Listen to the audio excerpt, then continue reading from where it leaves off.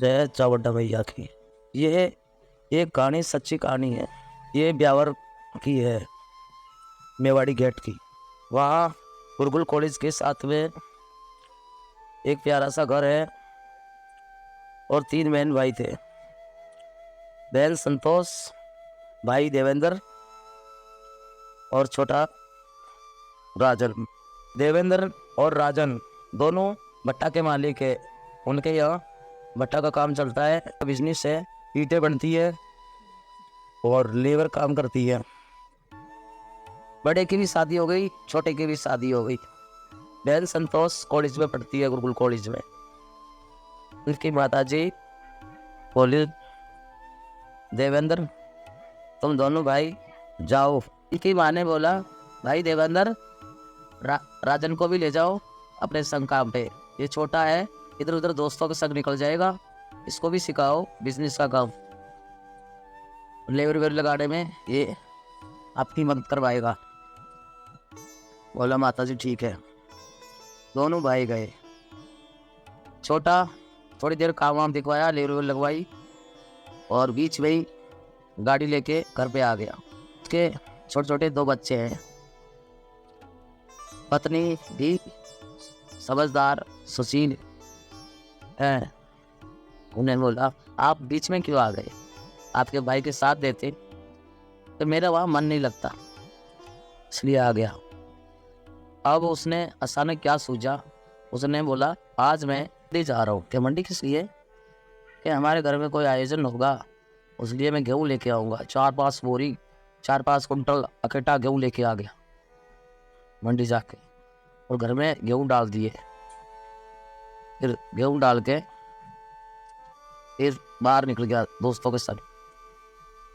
उसकी पत्नी बोली, ऐसे क्यों कर रहे हैं ये? और उसके दूसरे भट्टे पे चला गया। वहाँ से दूसरे भट्टे पे चला गया। कई भट्टे चल रहे हैं उनके। वहाँ एक सुंदर काम करने वाली जो भट्टे का काम करती है, उससे उसका प्रेम बढ़ रहा, किसी को पता नहीं चल रही। उस दिन अचानक उसका भाई उसे ढूंढता हुआ देवेंद्र पहुंच गया और वो उस काम करने वाले को गाड़ी में बिठा के और मार्केट की ओर निकल गया घुमाने के लिए। भाई देवेंद्र भी पीछे पीछे निकल गया कि ये राजन किस तरफ जा रहा है, वो कहाँ ले जा रहा है लेबर को। आगे गया, कपड़ों की मार्केट में घुस गया। वहाँ सुंदर सुंदर कपड़े वपड़े दरवाजे लगा और भाई ने देख लिया। तो भाई, मैंने तो तेरे को भट्टे पे भेजा था, तो यहाँ क्या कर रहा है? और वो भी लेबर को काम छुड़वा के यहाँ ले आया। कि वो इन्हीं ने बोला मुझे कि मुझे कुछ कपड़े खरीदने आप दरवाजे के, तो तू ही मिला था कपड़ा दरवाजे के लिए, इसके परिवार के नहीं है कोई। दोनों भाइयों वहाँ लड़ाई सी हो गई। वहाँ से गुस्सा में लेके राजेंद्र जल्दी गाड़ी लेके और घर पे पहुँचा और वो भी पीछे पीछे, देवेंद्र भी पीछे पीछे। घर में जाके उसकी पत्नी के सामने, सबके सामने बोला, बहन के सामने, तो भाई इसके तो ऐसी ऐसी बात है। अपनी छोटी बहू से बोला, समझाओ रानी, ये तुम्हारा आदमी हाथ से निकल रहा है, ऊँच नीच हो गई, फिर मत बोलना। और भाई के धमकाने से उस टाइम में तो चुप रहा। और शाम को 5-6 बजे, वैसे तो बहुत थे पास में, बैंक से निकलवा के और नई स्कूटी खरीदी लाल कलर की।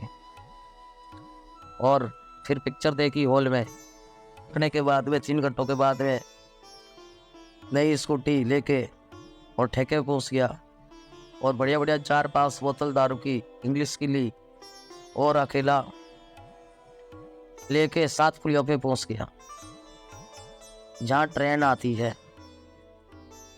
और 2 बोतल दारू पी के स्कूटी को बहुत दूर खड़ा कर दिया ट्रेन से और ट्रेन का इंतजार कर रहा है 7 पुलियों पे।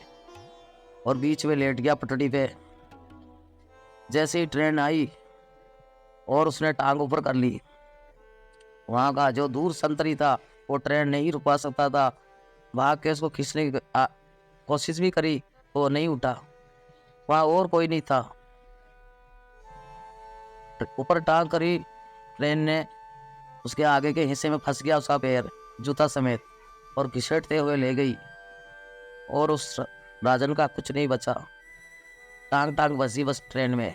वहाँ से बहुत आगे जाके रुकी और उसके के ही टुकड़े हो गए। और उधर उसका भाई बहन सब पत्नी चिंता में ढूंढ रहे, और ढूंढते ढूंढते पूरे परिवार के किसी ने बताया, पता चली कि उस ठेके से वो दारू लेके इस तरफ निकला खेतों में होता हुआ।